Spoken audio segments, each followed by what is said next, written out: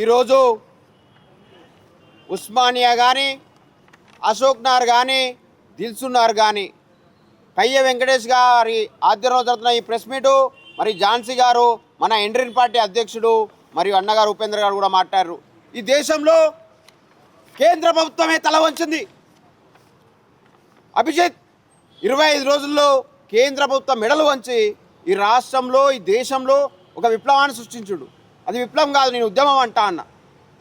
ఈ రాష్ట్రంలో అయ్యా రేవంత్ రెడ్డి, నీకు దమ్ముంటే, నీకు చిత్తశుద్ధి ఉంటే నువ్వు ఏం నోటిఫికేషన్లు ఇచ్చినావు? 70,000 ఉద్యోగాలు నువ్వు వేయలే.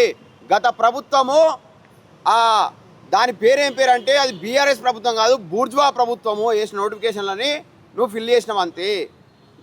దాన్ని నువ్వు ఎవరికో పుట్టిన బిడ్డని నాకు పుట్టిందని చెప్పుకున్న ఒక దౌర్భాగ్య ముఖ్యమంత్రి నువ్వు ఈ రాష్ట్రంలో.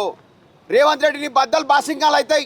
నువ్వు ఏం చెప్తున్నావు బిడ్డ? నువ్వు రేపు 2 ఎమ్మెల్సీల్లో ఎట్టగేస్తావో చూస్తా. ఆ సామగాడు కానీ, ఆ బల్మూరు కానీ, ఆ కోదండరాం కానీ, ఆ వాడెవడైతే ఉన్నాడు ఒక్కొక్కని బట్టలు చింపి రేపు మేము అడ్డుకుంటాం. మీకు ఎక్కువ నకరాలు అవుతా ఉన్నాయి. ఏం తెలంగాణ అంటే ఉద్యమాల గడ్డ. మేము నేర్పినాం ఉద్యమాలు, భారతదేశానికే నేర్పినాం. తెలంగాణ సాధించుకున్నటువంటి వ్యక్తులం మేము. కానీ నువ్వు ఏం చేస్తున్నావు ఈ రాష్ట్రంలో?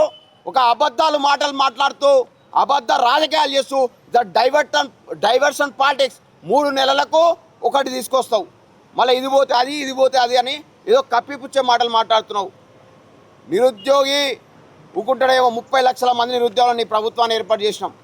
మా కడుపు మాడింది కాబట్టి నీ మీద తిరుగుబాటు చేసినాం. నిరుద్యోగ తిరుగుబాటు నీ మీద నడుస్తూ ఉంది. ఇక చూసుకో బిడ్డ, నువ్వు ఉంటావా ఈ రాష్ట్రంలో? మేము ఉంటావా?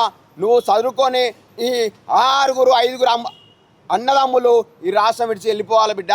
మీరు లక్షల కోట్ల అవినీతి చేస్తా అంటారు, భూములు దోసుకుంటా అంటారు, అన్నీ భరిస్తా అన్నాం. ఈ దేశంలో కేంద్ర ప్రభుత్వం నరేంద్ర మోడీ ఏం చేస్తున్నాడు? భూ సంస్కరణలు తెచ్చిండా? ఏది చేస్తలేడు. విద్యా వైద్యం ఏమైనా చేస్తుండా? ఏం చేస్తలేడు. నేను చెప్తా అన్నా, ఈ రాష్ట్ర ప్రభుత్వాన్ని డిమాండ్ చేస్తున్నా, నీకు చిత్తశుద్ధి ఉంటే రేపు నీ 70,000 ఉద్యోగాలు కాదు, 1,68,742 ఉద్యోగాలు అన్ని శాఖల్లో ఖాళీ ఉన్నాయి. అన్ని శాఖల్లో ఖాళీ ఉన్నటువంటి ఉద్యోగాలన్నీ మీరు భర్తీ చేయాలి. లేదంటే ఖబర్దార్ రేవంత్ రెడ్డి. ఒకే మాట చెప్తా ఉన్నాం. వాడు పొంగులేటి వాడు 10,954 ఉద్యోగాలు 2024లో సంక్రాంతి భర్తీ చేస్తానడా ఆ అవులేగాడు. వాడు ఏం మాట్లాడుతాడు? 5,010 ఉద్యోగాలని మాజీ ఉద్యోగం ఉన్నోనికి ఉద్యోగం ఇచ్చిన ఒక దౌర్భాగ్యుడు వాడు. మరి మిగిలిన 5,944 జీపీఓ పోస్టులని ఎవరికి అమ్ముకుందామని దాచిపెట్టిన బిడ్డ. ఖబర్దార్ బిడ్డ, రేపు మేము బరాబర్ ఉద్యమం చేస్తాము. ఎవ్వడు ఏమనుకున్నా రేపు 2 ఎమ్మెల్సీల్లో అవసరమైతే నిరుద్యోగులను నిలబడతాం. ఖబర్దార్ రేవంత్ రెడ్డి, నీ అంత చూస్తాం. మేము ఎవ్వరిని కూడా గెలవనీయం. గుర్తుపెట్టుకోండి, మా నిరుద్యోగుల సమస్యల మీద నిరుద్యోగులతోటి మాతోటి అవసరం లేదు చర్చ చేయమంటున్నా. అందరితోటి, మా యొక్క కాశీనాథ్ తోటి కానీ, కయ్య వెంకటేష్ తోటి కానీ, ఝాన్సీ తోటి మాతోటి చర్చలు చేయమని మేము అంటలేము. నిరుద్యోగులతో చర్చలు చేయండి, చర్చలు చేసి సమస్యల్ని పరిష్కరించండి. అరే కేంద్ర ప్రభుత్వమే చర్చలు చేస్తుంది ఆ నిరుద్యోగులతోటి, మీరేంది? మీరు అంత పెద్ద ఆకాశం దిగొచ్చిర్రా ఈ రాష్ట్రానికి?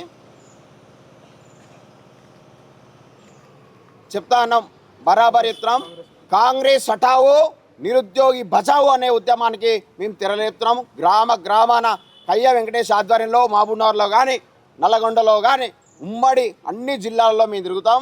ఖబర్దార్ రేవంత్ రెడ్డి, మా నిరుద్యోగుల సమస్యల మీద మీరు తక్షణమే చర్చలు చేయాలి. అంటే ఖబర్దార్.